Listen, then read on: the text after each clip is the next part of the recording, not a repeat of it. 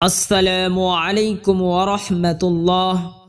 প্রিয় বন্ধুগণ, ভাবুন তো, কিয়ামতের দিন সূর্য এত কাছে আনা হবে যে মানুষের ঘামেই তারা ডুবে যাবে।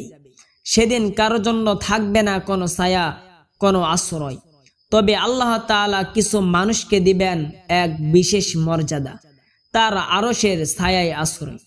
আজ আমরা জানব সেই সৌভাগ্যবান 7 শ্রেণীর মানুষের কথা, যাদের আল্লাহ তাআলা আরশের ছায়ার নিচে জায়গা দিবেন। চলুন জেনে নেই তাদের কথা। প্রথম শ্রেণী, ন্যায়পরায়ণ শাসক। যে শাসক বা নেতা আল্লাহর ভয়ে ন্যায় বিচার করে মানুষের হক আদায় করে। দ্বিতীয় শ্রেণী, আল্লাহর ইবাদতে বড় হওয়া যুবক। যে যৌবনকাল আল্লাহর অনুগত্যে কাটায়, পাপ থেকে বেঁচে থাকে। তৃতীয় শ্রেণী, মসজিদে অন্তর ঝুলে থাকা ব্যক্তি, যার হৃদয় সবসময় মসজিদের সাথে জড়িত, নামাজ ও ইবাদতে ব্যস্ত থাকে। চতুর্থ শ্রেণী, আল্লাহর জন্য ভালোবাসা ও বন্ধুত্ব।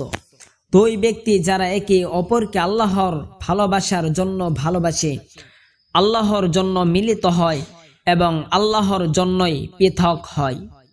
পঞ্চম শ্রেণী, পাপের দাওয়াত ফিরিয়ে দেওয়া ব্যক্তি। কোন সুন্দরী নারী যখন গুনাহের দিকে আহ্বান করে, তখন সে বলে, আমি আল্লাহকে ভয় করি। ষষ্ঠ শ্রেণী, গোপনে দানকারী।